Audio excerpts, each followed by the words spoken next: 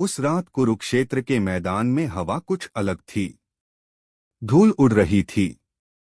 हजारों रथों के पहिए धरती को चीर चुके थे। हाथियों की चिंगाड़, घोड़ों की टापें, योद्धाओं के कवचों की टकराहट सब मिलकर एक ऐसा शोर बना रहे थे जिसमें किसी एक मनुष्य की आवाज खो जानी चाहिए थी। लेकिन उस रात एक आवाज पूरे युद्ध से भी बड़ी थी। वह आवाज किसी राजा की नहीं थी, किसी देवता की नहीं थी। वह एक ऐसे मनुष्य की थी जो टूट चुका था।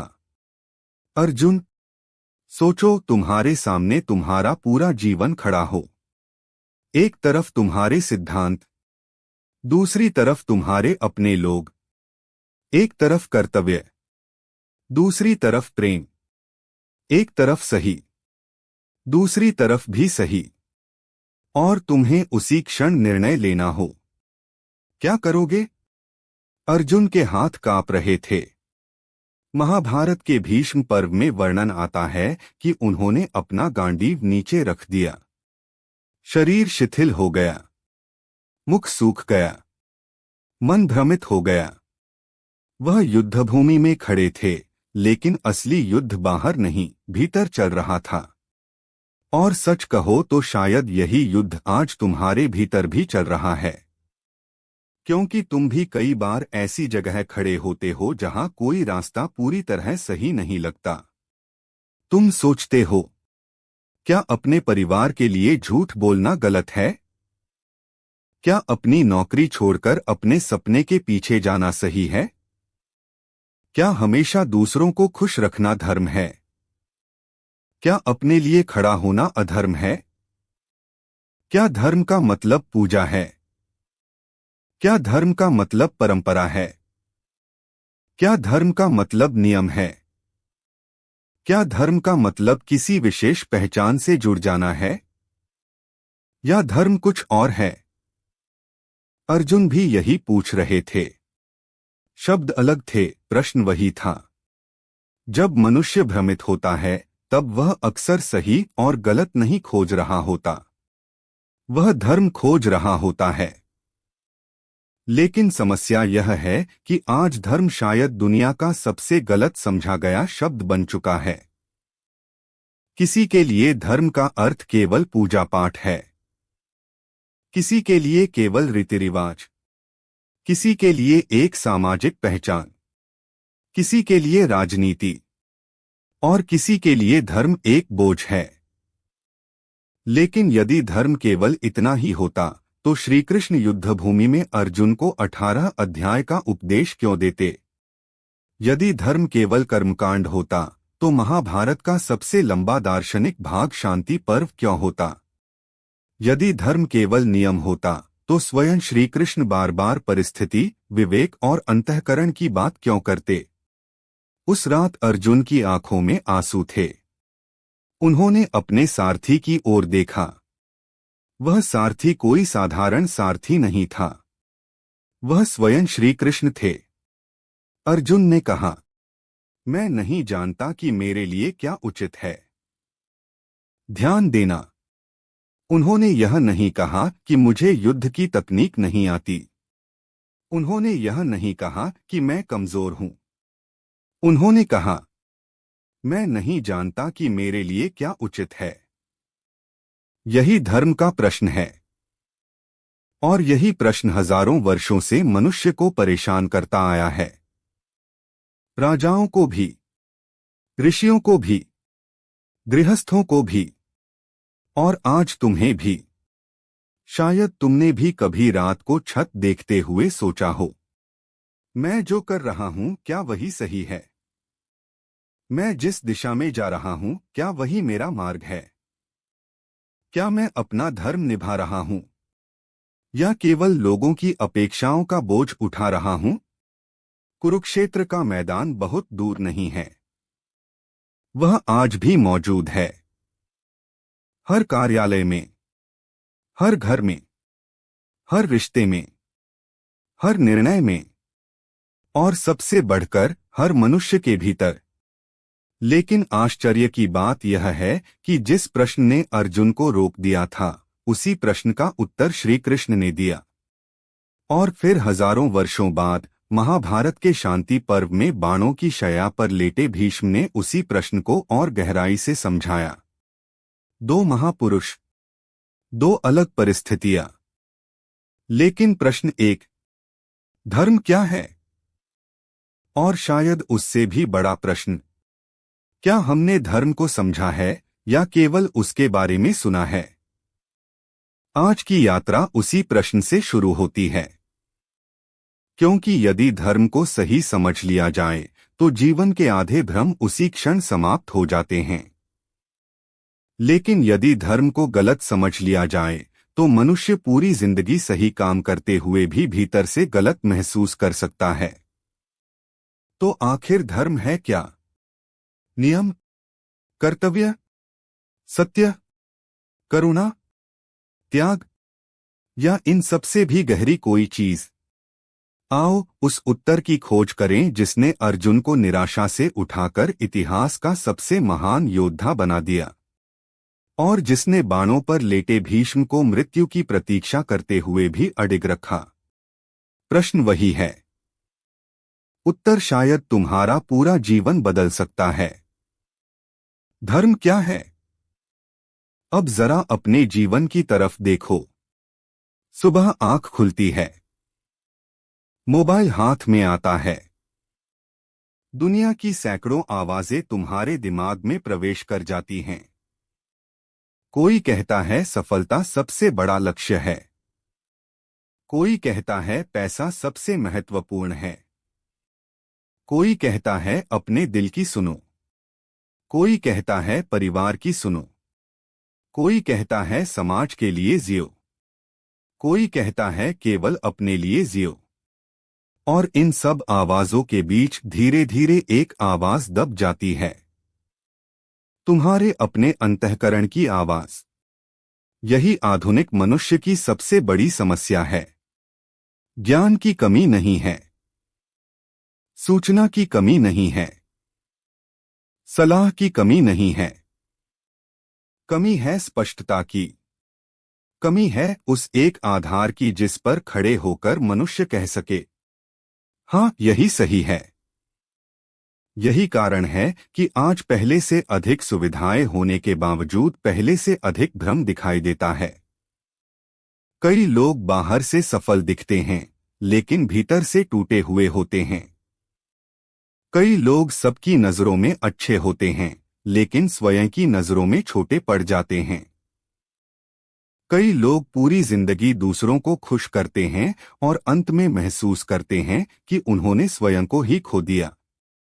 और सबसे दुखद बात यह है कि उन्हें लगता है कि शायद यही धर्म था, शायद यही कर्तव्य था। लेकिन क्या सचमुच ऐसा है? मान लो एक युवक है, उसके माता पिता चाहते हैं कि वह एक सुरक्षित नौकरी करे, लेकिन उसके भीतर किसी और दिशा में जाने की प्रबल इच्छा है। वह महीनों तक संघर्ष करता है।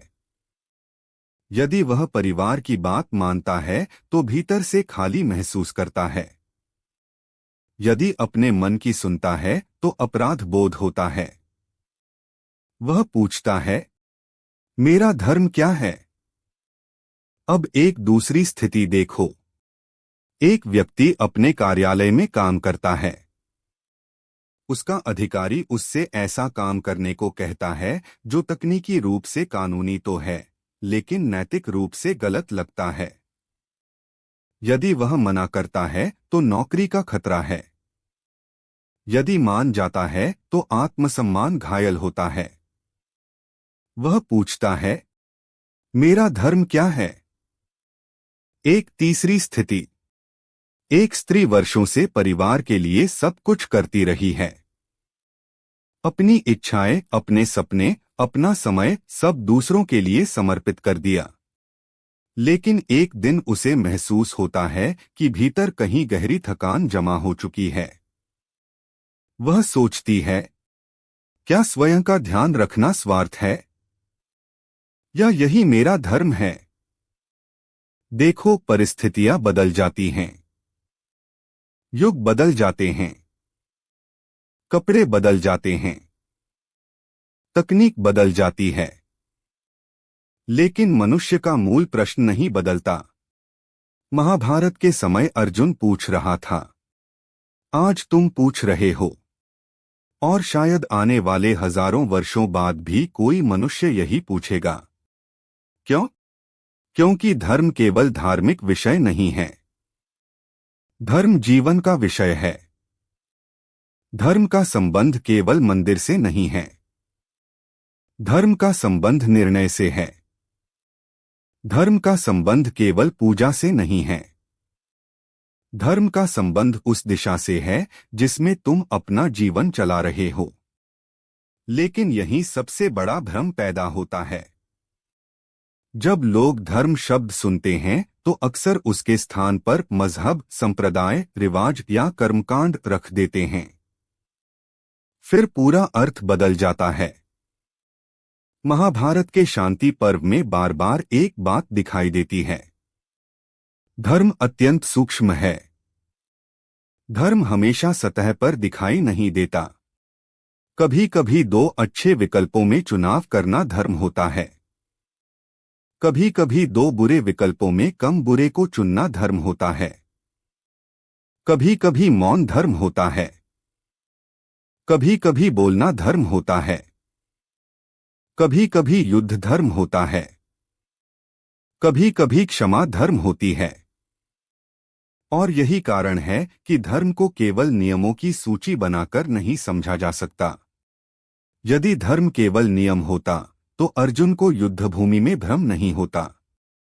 नियम तो स्पष्ट था। वह क्षत्रिय थे। युद्ध उनका कर्तव्य था। फिर समस्या कहाँ थी? समस्या यह थी कि जीवन हमेशा नियम पुस्तिका के अनुसार नहीं चलता। वास्तविक जीवन में परिस्थितियां टकराती हैं। मूल्य टकराते हैं। रिश्ते टकराते हैं। कर्तव्य टकराते हैं।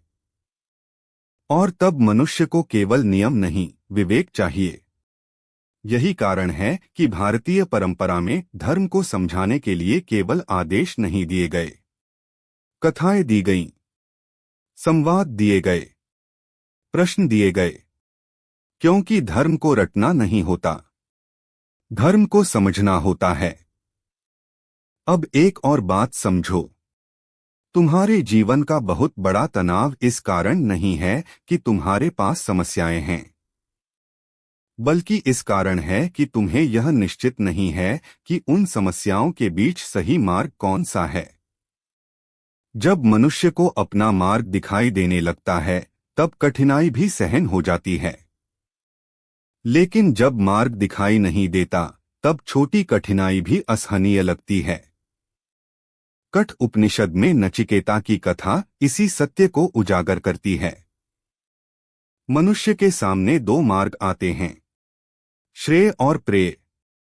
जो अच्छा लगता है और जो वास्तव में अच्छा है। जो तत्काल सुख देता है और जो दीर्घकालिक कल्याण देता है। अधिकांश भ्रम यहीं पैदा होता है। और धर्म का संबंध बहुत गहराई से इसी चयन से है। लेकिन हम अभी निष्कर्ष पर नहीं पहुंचेंगे, क्योंकि यदि हम अभी उत्तर दे दें तो शायद उसकी गहराई समझ में न आए। पहले हमें उस यात्रा पर जाना होगा जहां यह प्रश्न अपनी संपूर्ण तीव्रता के साथ उठता है। हमें वापस कुरुक्षेत्र जाना होगा। हमें उस क्षण में लौटना होगा जब अर्जुन ने अपना धनुष रख दिया था। हमें यह समझना होगा कि श्री कृष्ण ने तुरंत कोई नियम क्यों नहीं बताया। उन्होंने यह क्यों नहीं कहा, यह करो। उन्होंने पहले अर्जुन के भ्रम को क्यों समझा? उन्होंने पहले मनुष्य के मन को क्यों समझाया? और फिर अंत में धर्म का ऐसा रहस्य क्यों बताया जिसे सुनकर अर्जुन का पूरा दृष्टिकोण बदल गया? यहीं से हमारी अगली यात्रा शुरू होती है। क्योंकि धर्म की सही समझ किसी परिभाषा से नहीं आएगी। वह एक कहानी से आएगी, एक युद्धभूमि से आएगी, एक टूटे हुए योद्धा से आएगी, और उस दिव्य संवाद से आएगी जिसे आज हम भगवद गीता के नाम से जानते हैं।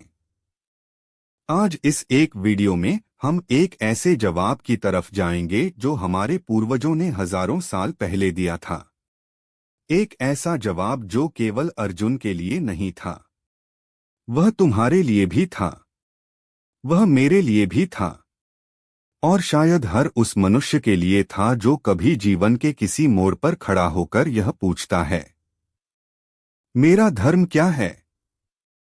सूर्य अभी पूरी तरह ऊपर नहीं आया था।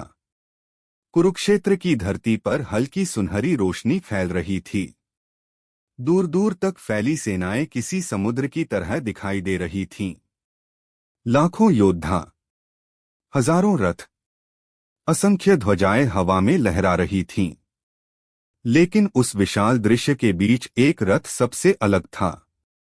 उस रथ पर बैठे थे अर्जुन, और उस रथ की लगाम थामे थे श्री कृष्ण। महाभारत के भीष्म पर्व में वर्णन आता है कि जब दोनों सेनाएं युद्ध के लिए तैयार खड़ी थीं, तब अर्जुन ने श्री कृष्ण से एक असामान्य निवेदन किया। उन्होंने कहा, हे अच्युत, मेरा रथ दोनों सेनाओं के बीच ले चलो ताकि मैं देख सकूं कि मुझे किन लोगों के साथ युद्ध करना है। उस समय अर्जुन को शायद यह भी नहीं पता था कि अगले कुछ क्षण उनके पूरे जीवन को बदल देने वाले हैं। रथ धीरे धीरे आगे बढ़ा। घोड़ों की टापों की आवाज गूंजी। पहिए मिट्टी को चीरते हुए आगे बढ़े। और फिर श्री कृष्ण ने रथ रोक दिया। कहा, सीधे भीष्म और द्रोण के सामने। यह कोई साधारण बात नहीं थी। एक तरफ खड़े थे भीष्म, वह व्यक्ति जिसने अपने जीवन का हर सुख त्याग दिया था, जिसने अपने पिता के लिए आजीवन ब्रह्मचर्य का व्रत लिया, जिसके त्याग की मिसाल पूरे आर्यावर्त में दी जाती थी। दूसरी तरफ खड़े थे द्रोणाचार्य, अर्जुन के गुरु, वह व्यक्ति जिसने उन्हें धनुर्विद्या सिखाई, जिनके चरणों में बैठकर अर्जुन ने अपने जीवन के सबसे महत्वपूर्ण वर्ष बिताए थे, और अब उन्हीं पर बाण चलाने थे। अर्जुन ने चारों ओर देखा। उन्हें केवल सैनिक नहीं दिखाई दिए, उन्हें रिश्ते दिखाई दिए, उन्हें स्मृतियां दिखाई दी, उन्हें अपना बचपन दिखाई दिया, उन्हें वे दिन दिखाई दिए जब गुरु द्रोण उन्हें आशीर्वाद देते थे, उन्हें पितामह भीष्म का स्नेह याद आया, उन्हें अपने भाई, चाचा, मित्र और संबंधी दिखाई दिए। और अचानक युद्ध का पूरा अर्थ बदल गया। कुछ क्षण पहले तक यह धर्मयुद्ध था, अब यह अपने ही लोगों के विरुद्ध युद्ध दिखाई देने लगा। यहीं से अर्जुन का विषाद शुरू होता है। भगवद गीता के प्रथम अध्याय में अर्जुन कहते हैं, दृष्ट्वेम स्वजनम कृष्ण युयुत्सु समुपस्थितम, अर्थात हे कृष्ण, युद्ध की इच्छा से खड़े हुए अपने स्वजनों को देखकर ध्यान दो। उन्होंने शत्रु नहीं कहा, उन्होंने स्वजन कहा। यही उनके दुख का कारण था, क्योंकि शत्रु को मारना आसान हो सकता है, लेकिन स्वजन के विरुद्ध खड़ा होना अत्यंत कठिन है। फिर अर्जुन अपनी अवस्था बताते हैं। उनके शब्द आज भी उतने ही जीवंत हैं। वे कहते हैं, सीदंती मम गात्राणि मुखं च परिशुष्यति, मेरे अंग शिथिल हो रहे हैं, मेरा मुख सूख रहा है। वेपथुष्ट शरीरे में, मेरा शरीर कांप रहा है। गांडीवं स्रंस्ते हस्तात, मेरा गांडीव हाथ से गिर रहा है। कल्पना करो, यह कोई साधारण योद्धा नहीं था। यह वही अर्जुन था जिसने देवताओं को पराजित किया था, जिसकी वीरता की चर्चा पूरे भारतवर्ष में थी। लेकिन यहां समस्या शक्ति की नहीं थी, समस्या मन की थी। यही बात आज भी सत्य है। बहुत बार हम जीवन में इसलिए नहीं रुकते कि हमारे पास क्षमता नहीं होती। हम इसलिए रुकते हैं क्योंकि हमारे भीतर स्पष्टता नहीं होती। अर्जुन भी स्पष्टता खो चुके थे। उन्होंने तर्क देना शुरू किया और उनके तर्क सुनने में बहुत अच्छे लगते हैं।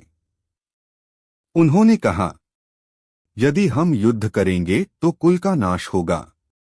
यदि कुल का नाश होगा तो धर्म का नाश होगा। यदि धर्म का नाश होगा तो समाज बिगड़ जाएगा। सुनने में यह सब अत्यंत उचित लगता है, लेकिन यहाँ एक गहरा रहस्य छिपा है। मनुष्य जब भ्रमित होता है तब वह अक्सर अपने भय को आदर्शों की भाषा में व्यक्त करता है। वह स्वयं भी नहीं समझ पाता कि उसकी समस्या वास्तव में क्या है। ऊपर से वह सिद्धांतों की बात करता है, भीतर से वह निर्णय लेने से डर रहा होता है। अर्जुन के साथ भी कुछ ऐसा ही हो रहा था। वह धर्म की भाषा में बात कर रहे थे, लेकिन भीतर वे मोह से संघर्ष कर रहे थे। इसीलिए श्री कृष्ण तुरंत उत्तर नहीं देते। वे पहले अर्जुन की पूरी बात सुनते हैं। यह भी एक शिक्षा है, क्योंकि सच्चा गुरु उत्तर देने में जल्दी नहीं करता। पहले वह प्रश्न को समझता है। अंततः अर्जुन थक गए। उन्होंने अपना धनुष नीचे रख दिया। महाभारत में वर्णन आता है, विसृज्य सशरण चापन शोक संविघ्नमानसः, अर्थात शोक से व्याकुल मन वाले अर्जुन ने अपना धनुष बाण त्याग दिया और रथ में बैठ गए। यही वह क्षण है जहां से भगवद गीता वास्तव में आरंभ होती है।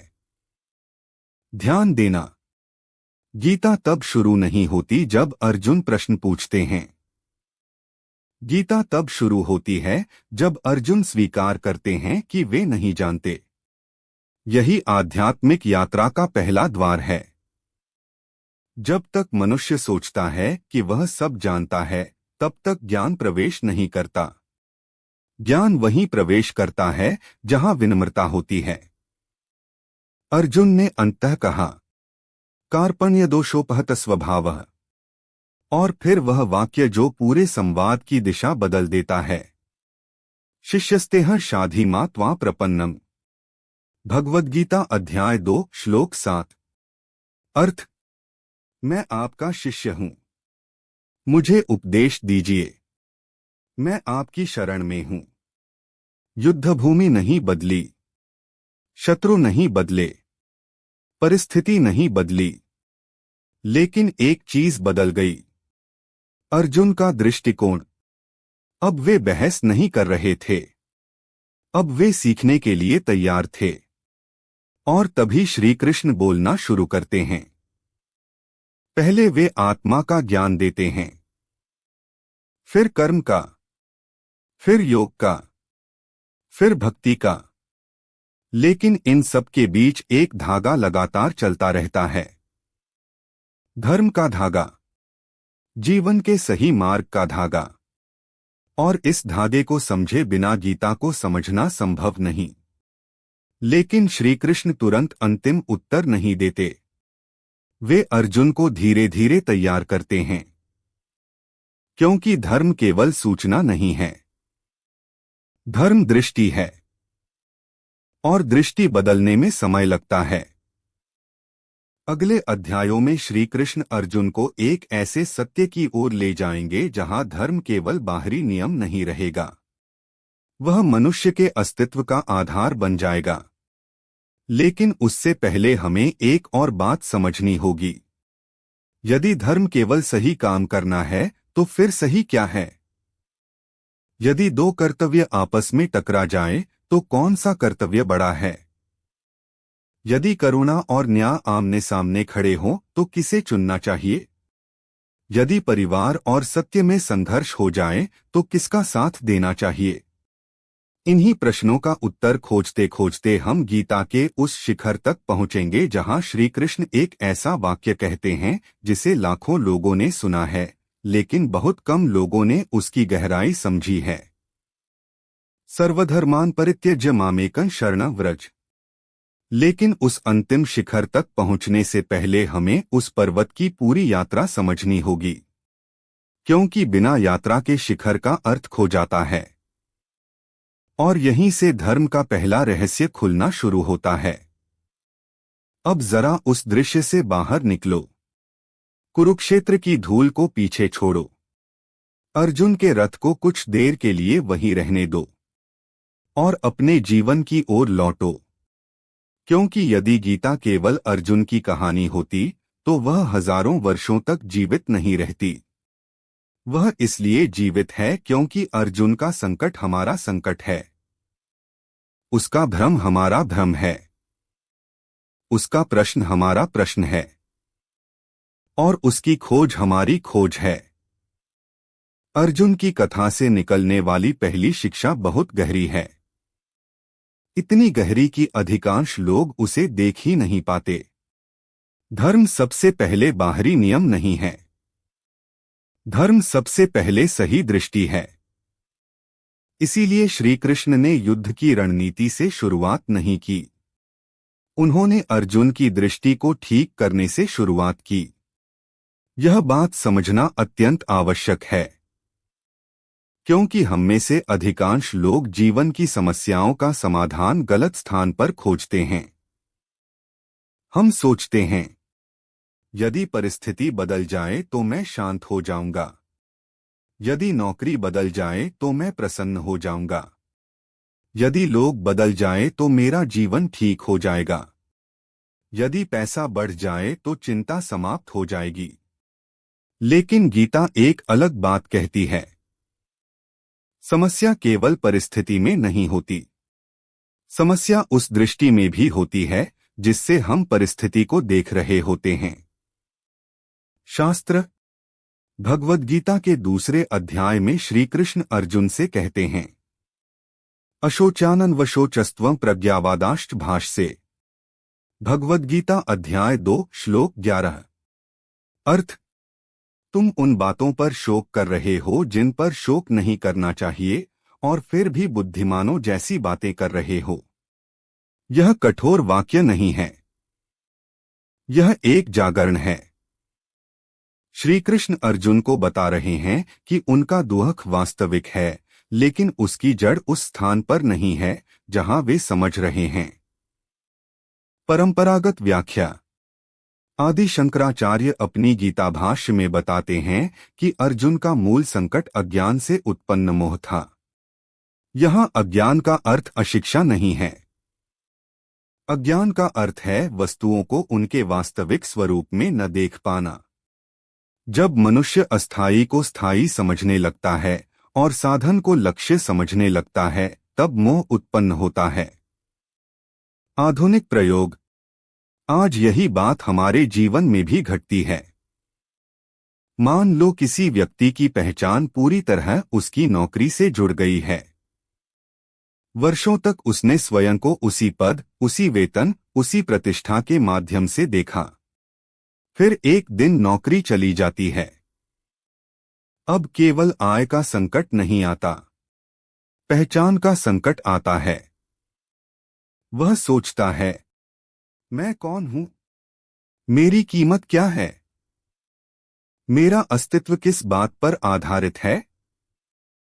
देखो, नौकरी का जाना दुखद हो सकता है, लेकिन कई बार जो पीड़ा होती है वह केवल नौकरी जाने की नहीं होती, वह उस दृष्टि के टूटने की होती है जिस पर हमने अपना पूरा जीवन खड़ा किया था। यही अर्जुन के साथ भी हो रहा था। उनकी दृष्टि रिश्तों पर अटक गई थी।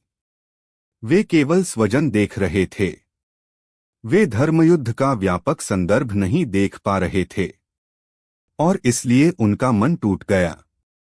आधुनिक मनोविज्ञान में एक शब्द प्रयोग किया जाता है, कॉग्निटिव रिफ्रेमिंग, अर्थात किसी परिस्थिति को नए दृष्टिकोण से देखना। जब दृष्टिकोण बदलता है तब अनुभव भी बदल जाता है। गीता का बहुत बड़ा भाग इसी प्रक्रिया का आध्यात्मिक रूप है। श्री कृष्ण परिस्थिति नहीं बदलते, वे अर्जुन की दृष्टि बदलते हैं। और जब दृष्टि बदलती है तब वही अर्जुन जो धनुष छोड़ चुका था अंत में उठ खड़ा होता है। यहाँ एक और गहरा बिंदु समझो। धर्म का अर्थ केवल क्या करना है नहीं है, धर्म का अर्थ क्यों करना है भी है। कई लोग सही काम करते हैं लेकिन गलत कारणों से। कई लोग दूसरों की सहायता करते हैं लेकिन केवल प्रशंसा पाने के लिए। कई लोग त्याग करते हैं लेकिन भीतर मान्यता चाहते हैं।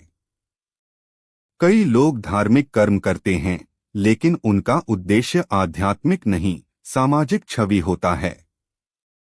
बाहर से सब ठीक दिखाई देता है, भीतर से आधार कमजोर होता है।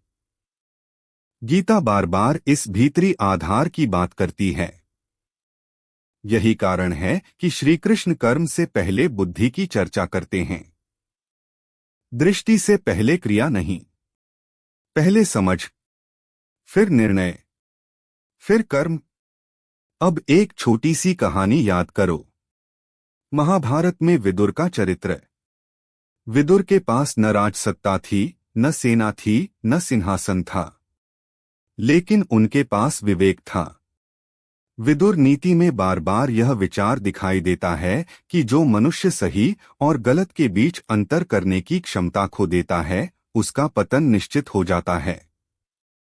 धृतराष्ट्र की सबसे बड़ी समस्या अंधत्व नहीं थी, उनकी सबसे बड़ी समस्या पक्षपात था। वे अपने पुत्र के प्रति मोह से ऊपर नहीं उठ सके। उन्होंने सत्य देखा लेकिन स्वीकार नहीं किया। उन्होंने धर्म जाना लेकिन चुना नहीं। और यही मोह अंततः पूरे कुरुवंश के विनाश का कारण बना। ध्यान देना, अधर्म हमेशा क्रूरता के रूप में नहीं आता। कई बार अधर्म मोह के रूप में आता है। कई बार अधर्म पक्षपात के रूप में आता है। कई बार अधर्म सुविधा के रूप में आता है। और कई बार अधर्म इतनी मधुर भाषा में आता है कि हम उसे धर्म समझ बैठते हैं। यही कारण है कि धर्म केवल नियमों का पालन नहीं है, धर्म विवेक की जागृति है। अब एक प्रश्न अपने आप से पूछो, तुम्हारे जीवन में इस समय सबसे बड़ा भ्रम क्या है? किस विषय में तुम्हारा मन स्पष्ट नहीं है? किस निर्णय को तुम टाल रहे हो? किस सत्य को तुम जानते हो लेकिन स्वीकार नहीं कर रहे? कौन सा भय तुम्हें रोक रहा है? कौन सा मोह तुम्हारी दृष्टि को धुंधला कर रहा है? संभव है कि समस्या बाहर नहीं, भीतर हो। संभव है कि उत्तर तुम्हारे सामने हो लेकिन दृष्टि स्पष्ट न होने के कारण दिखाई न दे रहा हो। यही धर्म की पहली शिक्षा है। धर्म कोई बाहरी लेबल नहीं है। धर्म कोई सामाजिक पहचान नहीं है। धर्म सबसे पहले सत्य को देखने की क्षमता है। और जब यह क्षमता जागती है तब निर्णय बदलते हैं, रिश्ते बदलते हैं, जीवन बदलता है। लेकिन अभी यात्रा समाप्त नहीं हुई है। वास्तव में हम अभी केवल द्वार पर पहुंचे हैं, क्योंकि अब एक और कठिन प्रश्न सामने आने वाला है। यदि धर्म सही दृष्टि है तो जब दो सही बातें आपस में टकराएं तब क्या करें? जब करुणा और न्याय आमने सामने खड़े हों तब क्या करें? जब प्रेम और कर्तव्य में संघर्ष हो जाए तब क्या करें? और सबसे महत्वपूर्ण, क्या धर्म हमेशा वही है जो अच्छा महसूस हो? या कभी कभी धर्म वह भी होता है जो हृदय को तोड़ देता है लेकिन सत्य की रक्षा करता है? इन प्रश्नों का उत्तर हमें कुरुक्षेत्र से नहीं, कुरुक्षेत्र के बाद मिलेगा। युद्ध समाप्त होगा, राज्य मिल जाएगा, लेकिन एक वृद्ध योद्धा बाणों की शैया पर लेटा होगा। उसका शरीर घायल होगा, लेकिन उसका ज्ञान पहले से अधिक प्रकाशमान होगा। वह होगा भीष्म। और वहीं महाभारत के शांति पर्व में धर्म का अगला और कहीं अधिक सूक्ष्म रहस्य प्रकट होगा। क्योंकि धर्म को समझने के लिए केवल अर्जुन का प्रश्न पर्याप्त नहीं है, हमें भीष्म का उत्तर भी सुनना होगा। 18 दिन का युद्ध समाप्त हो चुका था। कुरुक्षेत्र की वही धरती जो कभी लाखों सैनिकों की गर्जना से कांप रही थी, अब भयानक मौन में डूबी हुई थी। जहां कभी ध्वजाएं लहरा रही थीं, वहां अब टूटे हुए रथ पड़े थे। जहां कभी शंख बज रहे थे, वहां अब केवल हवा की आवाज सुनाई देती थी।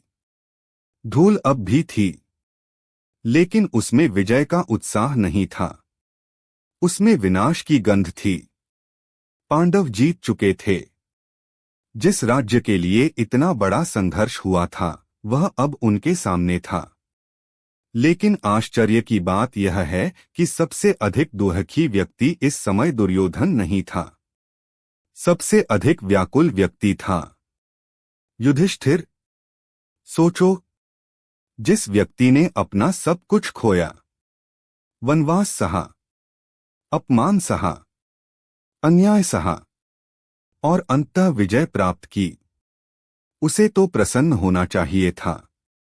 लेकिन महाभारत हमें बताता है कि युधिष्ठिर प्रसन्न नहीं थे। उनके हृदय पर एक भारी बोझ था। वे स्वयं को विजेता नहीं मान रहे थे। वे स्वयं को उन लाखों मृतकों के लिए उत्तरदायी मान रहे थे जो युद्ध में मारे गए।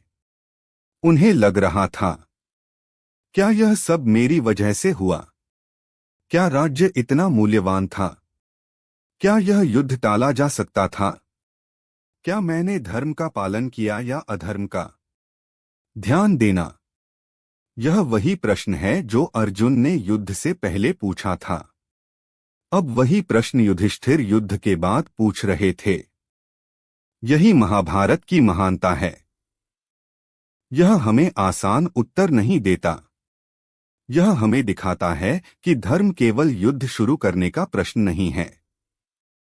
धर्म युद्ध जीत लेने के बाद भी प्रश्न बना रहता है।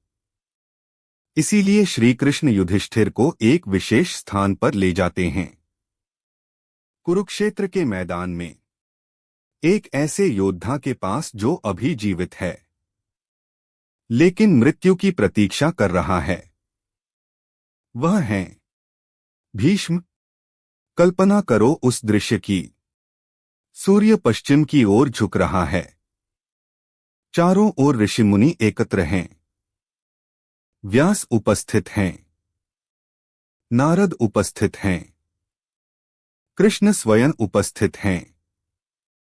और बीच में बाणों की शैया पर लेटे हैं भीष्म। उनके शरीर का कोई भाग ऐसा नहीं था जो घायल न हो। सैकड़ों बाण उनके शरीर को भेद चुके थे। वे धरती पर नहीं लेटे थे, बाणों पर टिके हुए थे। फिर भी उनके चेहरे पर पीड़ा से अधिक शांति थी। युधिष्ठिर उनके पास पहुंचे, लेकिन वे प्रश्न पूछने का साहस नहीं जुटा पा रहे थे। उन्हें लग रहा था, जिस व्यक्ति को मैंने युद्ध में गिराया, उसी से अब ज्ञान मांगू। तब श्री कृष्ण ने उन्हें प्रेरित किया। महाभारत के शांति पर्व में वर्णन आता है कि श्री कृष्ण ने स्वयं भीष्म की महिमा का वर्णन किया और युधिष्ठिर से कहा कि धर्म के विषय में उनसे बढ़कर ज्ञाता कोई नहीं। फिर युधिष्ठिर ने वह प्रश्न पूछा जो आज भी उतना ही प्रासंगिक है। उन्होंने पूछा, धर्म क्या है? राजा का धर्म क्या है? मनुष्य का धर्म क्या है? संकट के समय धर्म क्या है? और तब आरंभ होता है शांति पर्व। महाभारत का सबसे विशाल, सबसे गहरा और सबसे दार्शनिक भाग। यहां एक बात समझो, जब लोग महाभारत को केवल युद्ध की कहानी समझते हैं, तब वे उसका सबसे महत्वपूर्ण भाग खो देते हैं। युद्ध केवल भूमिका है। वास्तविक शिक्षा तो उसके बाद शुरू होती है। भीष्म धर्म को किसी एक वाक्य में परिभाषित नहीं करते। क्यों? क्योंकि धर्म गणित का सूत्र नहीं है। धर्म जीवित वास्तविकता है। परिस्थिति बदलती है, समय बदलता है, कर्तव्य बदलते हैं। इसलिए धर्म की अभिव्यक्ति भी बदल सकती है, लेकिन उसके मूल सिद्धांत नहीं बदलते। शांति पर्व में एक अत्यंत प्रसिद्ध विचार आता है, धर्मस्य तत्त्वनिहितं गुहायाम्। महाभारत वन पर्व में यक्षयुधिष्ठिर संवाद में भी इसका संदर्भ मिलता है और भारतीय परंपरा में यह वाक्य व्यापक रूप से धर्म की सूक्ष्मता बताने के लिए उद्धृत किया जाता है। अर्थ: धर्म का तत्व अत्यंत गहराई में छिपा हुआ है। यह सड़क पर पड़ा हुआ नहीं मिलता। यह केवल नियमों की सूची से नहीं मिलता। यह केवल परंपरा की नकल करने से नहीं मिलता। इसे खोजने के लिए विवेक चाहिए, अंतःकरण चाहिए, सत्यनिष्ठा चाहिए। और यही भीष्म एक ऐसी बात बताते हैं जो सामान्य सोच को उलट देती है। वे कहते हैं कि कई बार दो धर्म आपस में टकरा सकते हैं। कल्पना करो, एक तरफ सत्य बोलना धर्म है, दूसरी तरफ किसी निर्दोष की रक्षा करना भी धर्म है। यदि कोई हत्यारा किसी निर्दोष का पीछा कर रहा हो और तुमसे पूछे कि वह कहाँ छिपा है, तब क्या करोगे? क्या केवल तथ्य बता देना धर्म होगा या निर्दोष की रक्षा करना धर्म होगा? यही धर्म की सूक्ष्मता शुरू होती है। यही कारण है कि महाभारत बार बार कहता है, धर्म सूक्ष्म है। धर्म केवल शब्दों से नहीं समझा जा सकता। अब भीष्म युधिष्ठिर को अनेक कथाएं सुनाते हैं, ऋषियों की, राजाओं की, गृहस्थों की, त्यागियों की, और हर कथा का उद्देश्य एक ही है। धर्म का निर्णय केवल बाहरी रूप देखकर मत करो। उसके पीछे की भावना, उद्देश्य और परिणाम को भी देखो।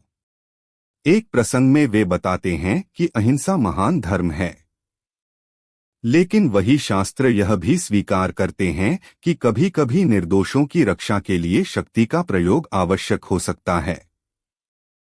देखो कितना संतुलन है। न अंधी कठोरता, न अंधी कोमलता। यही धर्म है। अब उस दृश्य को फिर से देखो।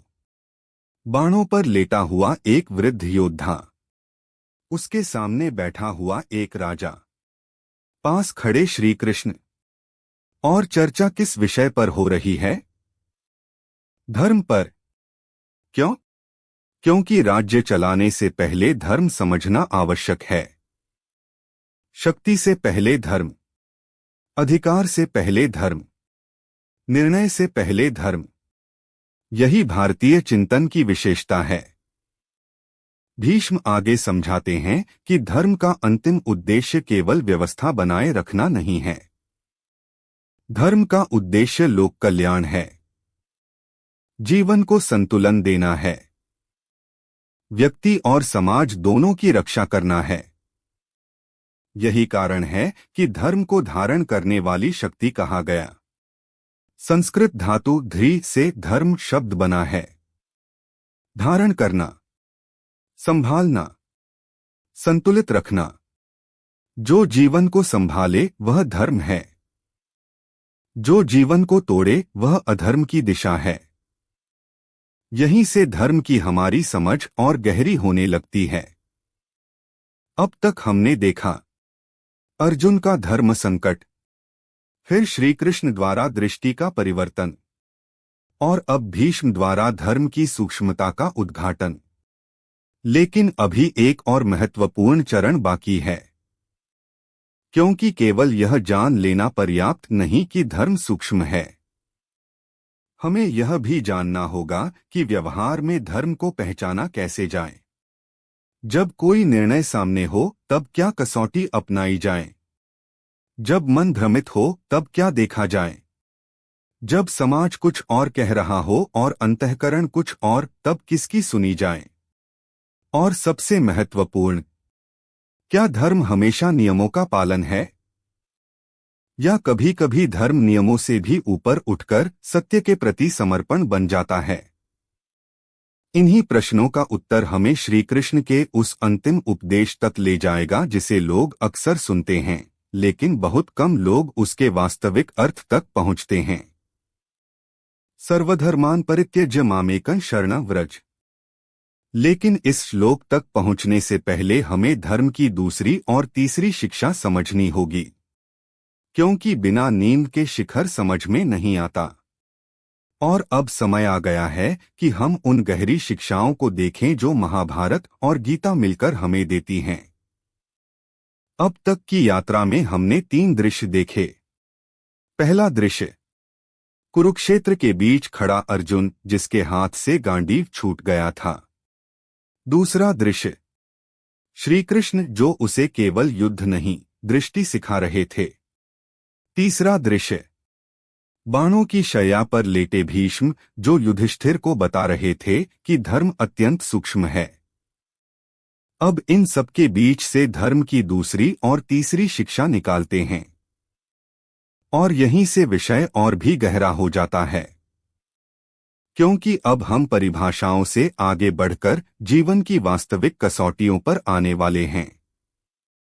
धर्म की दूसरी शिक्षा है, धर्म का केंद्र केवल कर्तव्य नहीं कल्याण है। यह बात सुनकर कुछ लोग चौंक सकते हैं, क्योंकि अक्सर धर्म को केवल नियम पालन समझ लिया जाता है। लेकिन महाभारत बार बार एक बड़ी बात कहता है, नियम साधन हैं, धर्म लक्ष्य है। यदि नियम का पालन करके भी व्यापक अन्याय उत्पन्न हो रहा हो तो मनुष्य को और गहराई से विचार करना चाहिए। शास्त्र महाभारत के शांति पर्व में भीष्म अनेक स्थानों पर बताते हैं कि धर्म का उद्देश्य प्राणियों का हित और लोक संग्रह है। भगवद गीता में भी श्री कृष्ण अर्जुन को केवल व्यक्तिगत मुक्ति की बात नहीं बताते, वे लोक संग्रह की बात करते हैं। अध्याय 3 श्लोक 20 और 21 में वे जनकल्याण के लिए कर्म करने की महत्ता समझाते हैं। अर्थ स्पष्ट है, मनुष्य का जीवन केवल स्वयं के लिए नहीं है, उसके कर्मों का प्रभाव दूसरों पर भी पड़ता है। परंपरागत व्याख्या, आचार्यों ने बार बार समझाया कि धर्म का एक महत्वपूर्ण परीक्षण यह है कि उससे व्यापक हित होता है या नहीं। यहाँ हित का अर्थ केवल तात्कालिक सुख नहीं है, कभी कभी सच्चा हित कठिन भी हो सकता है। जैसे एक चिकित्सक रोगी को कड़वी औषधि देता है, क्षणिक दृष्टि से वह अप्रिय है, दीर्घकालिक दृष्टि से वही कल्याणकारी है। आधुनिक प्रयोग, आज के जीवन में यह शिक्षा अत्यंत उपयोगी है। मान लो एक पिता अपने पुत्र से बहुत प्रेम करता है, उसकी हर इच्छा पूरी करता है, कभी मना नहीं करता, कभी अनुशासन नहीं सिखाता। बाहर से यह प्रेम दिखाई देता है, लेकिन यदि इससे बच्चे का चरित्र कमजोर हो जाए तो क्या यह वास्तव में हित है? शायद नहीं। इसी प्रकार एक प्रबंधक अपने कर्मचारियों को खुश रखने के लिए कभी कठिन निर्णय नहीं लेता। परिणाम, पूरी संस्था कमजोर होने लगती है, क्षणिक प्रसन्नता मिलती है, दीर्घकालिक नुकसान होता है। धर्म हमें केवल यह नहीं पूछने देता, अभी अच्छा क्या लग रहा है? धर्म पूछता है, वास्तविक कल्याण किसमें है? यही कारण है कि श्री कृष्ण अर्जुन से युद्ध करने को कहते हैं, क्योंकि यहाँ प्रश्न व्यक्तिगत भावनाओं का नहीं था, यह न्याय और व्यवस्था की रक्षा का प्रश्न था। यदि अर्जुन केवल अपने व्यक्तिगत मोह के आधार पर निर्णय लेते तो उसका परिणाम पूरे समाज पर पड़ता। धर्म का दूसरा रहस्य यही है, कई बार धर्म केवल व्यक्तिगत पसंद से बड़ा होता है। अब तीसरी शिक्षा पर आते हैं, और यह शायद सबसे अधिक गलत समझी जाने वाली शिक्षा है। धर्म हमेशा सुखद नहीं होता, कई बार धर्म कठिन होता है, कई बार धर्म अकेला कर देता है, कई बार धर्म तत्काल लाभ नहीं देता, लेकिन फिर भी वही धर्म होता है। यह सुनना आसान है, जीना कठिन, क्योंकि हम में से अधिकांश लोग यह मानकर चलते हैं कि यदि कोई मार्ग सही है तो वह सहज भी होगा। यदि कोई निर्णय धर्मपूर्ण है तो उससे तुरंत शांति मिलनी चाहिए। लेकिन महाभारत कुछ और दिखाता है। भीष्म का जीवन देखो। उन्होंने अपने पिता की प्रसन्नता के लिए भयंकर प्रतिज्ञा ली। उस प्रतिज्ञा ने उन्हें अमर यश दिया। लेकिन उसी प्रतिज्ञा ने उनके जीवन में अनेक कठिनाइयां भी पैदा की। रामायण में श्री राम को देखो। उन्होंने वनवास स्वीकार किया। क्या वह सुखद था?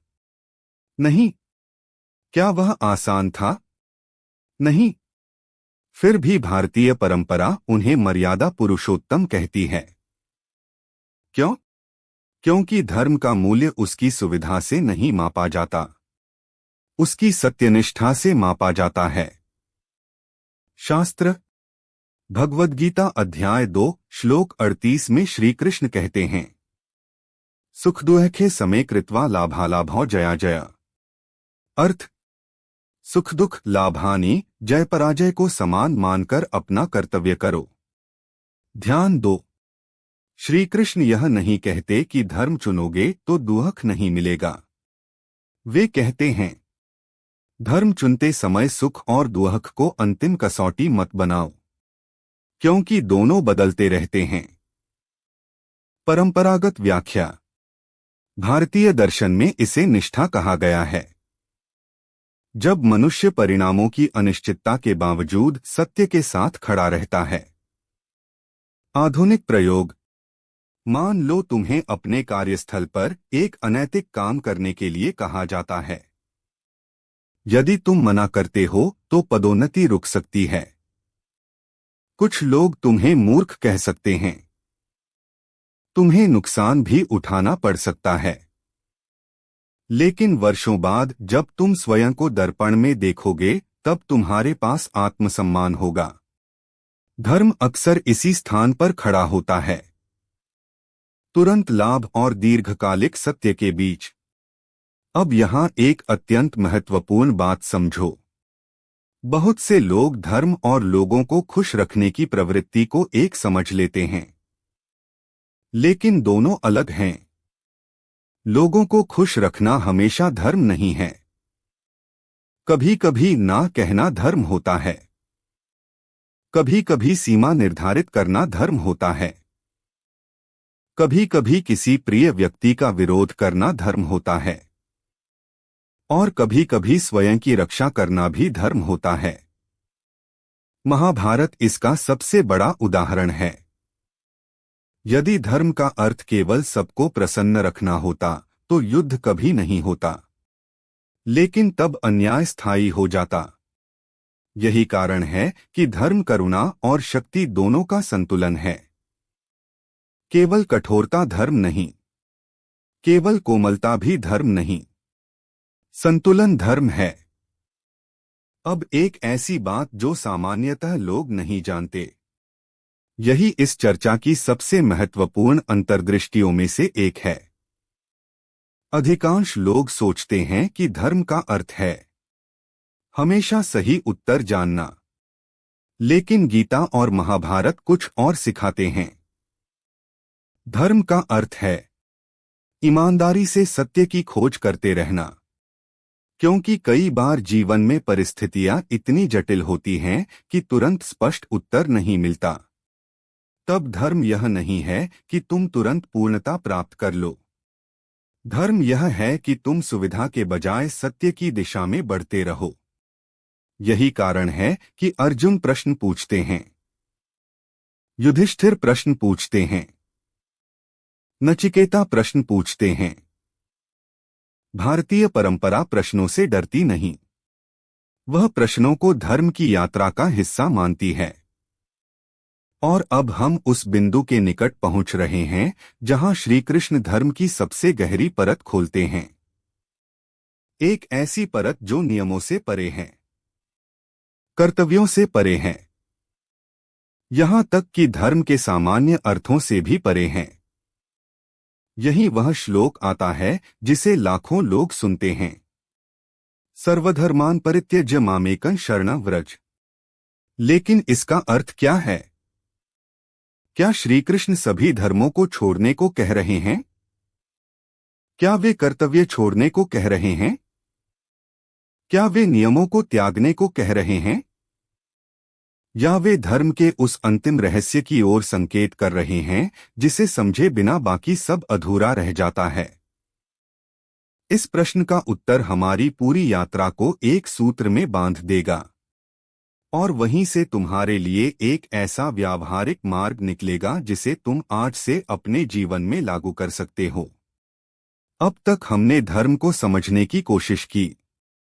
हमने देखा कि धर्म केवल कर्मकांड नहीं है, धर्म केवल पहचान नहीं है, धर्म केवल नियमों की सूची भी नहीं है। धर्म सही दृष्टि है, धर्म व्यापक कल्याण है, धर्म सत्य के प्रति निष्ठा है, चाहे वह मार्ग कठिन ही क्यों न हो। लेकिन अब सबसे महत्वपूर्ण प्रश्न आता है, अच्छा यह सब सुन लिया, अब करें क्या? जब कल सुबह जीवन की वास्तविक परिस्थितियां सामने आएंगी तब धर्म को पहचानेंगे कैसे? जब निर्णय लेना होगा तब कौन सी कसौटी अपनाएंगे? जब मन भ्रमित होगा तब कौन सा मार्गदर्शन लेंगे? यही वह स्थान है जहां शास्त्र केवल दर्शन नहीं देते, वे अभ्यास भी देते हैं। एक ऐसा व्यावहारिक ढांचा जिसे तुम अपने जीवन में लागू कर सकते हो। इसे धर्म का परिवर्तन सूत्र समझो। कोई जादुई उपाय नहीं, कोई त्वरित सफलता का वादा नहीं, बल्कि वह प्रक्रिया जिसके द्वारा मनुष्य धीरे धीरे धर्म के अनुरूप जीवन जीना सीखता है। पहला कदम है रुकना और स्वयं को देखना। यह सुनने में बहुत साधारण लगता है, लेकिन अधिकांश लोग यही नहीं करते। निर्णय लेने से पहले वे दुनिया की आवाज सुनते हैं, परिवार की आवाज सुनते हैं, समाज की आवाज सुनते हैं, लेकिन अपनी भीतरी स्थिति को नहीं देखते। शास्त्र भगवद गीता अध्याय 6 में श्री कृष्ण मन को देखने और समझने की बात करते हैं। उपनिषद भी बार बार आत्मनिरीक्षण पर बल देते हैं। कैसे करें? जब कोई महत्वपूर्ण निर्णय सामने हो तो तुरंत प्रतिक्रिया मत दो। कुछ समय अकेले बैठो, कागज पर लिखो, मुझे वास्तव में किस बात का भय है? मुझे किस बात का मोह है? मैं क्या खोने से डर रहा हूं? कई बार उत्तर यहीं छिपा होता है। अर्जुन की तरह समस्या युद्ध नहीं थी, समस्या मोह था। दूसरा कदम है सत्य को सुविधा से अलग करना। यह धर्म की सबसे कठिन साधनाओं में से एक है, क्योंकि मनुष्य का मन अक्सर सुविधा को ही सत्य घोषित कर देता है। शास्त्र कठोपनिषद में यमराज नचिकेता से कहते हैं कि मनुष्य के सामने श्रेय और प्रेय दोनों आते हैं। श्रेय अर्थात वास्तविक कल्याण, प्रेय अर्थात जो तुरंत प्रिय लगे। बुद्धिमान श्रेय चुनता है, सामान्य मनुष्य प्रेय की ओर आकर्षित हो जाता है। कैसे करें? जब भी कोई बड़ा निर्णय हो, स्वयं से पूछो, क्या मैं यह इसलिए चुन रहा हूं क्योंकि यह सही है, या इसलिए क्योंकि यह आसान है? यह एक प्रश्न कई भ्रम दूर कर सकता है। तीसरा कदम है व्यापक हित को देखना। शास्त्र गीता में लोक संग्रह की शिक्षा बार बार आती है। शांति पर्व में भीष्म भी बताते हैं कि धर्म का संबंध केवल व्यक्तिगत लाभ से नहीं है। कैसे करें? अपने निर्णय के प्रभाव को 3 स्तरों पर देखो। मेरे ऊपर इसका क्या प्रभाव होगा? मेरे निकट के लोगों पर क्या प्रभाव होगा? समाज या व्यापक व्यवस्था पर क्या प्रभाव होगा? यदि कोई निर्णय केवल तत्काल स्वार्थ पूरा कर रहा है लेकिन दीर्घकालिक हानि पहुंचा रहा है तो सावधान हो जाओ। चौथा कदम है अंतःकरण की परीक्षा। यह अत्यंत महत्वपूर्ण है, क्योंकि शास्त्र बाहरी मार्गदर्शन देते हैं, लेकिन अंतः निर्णय तुम्हें ही लेना होता है। शास्त्र बृहदारण्यक उपनिषद और अन्य उपनिषदों में अंतःकरण की शुद्धि को ज्ञान की अनिवार्य शर्त माना गया है। कैसे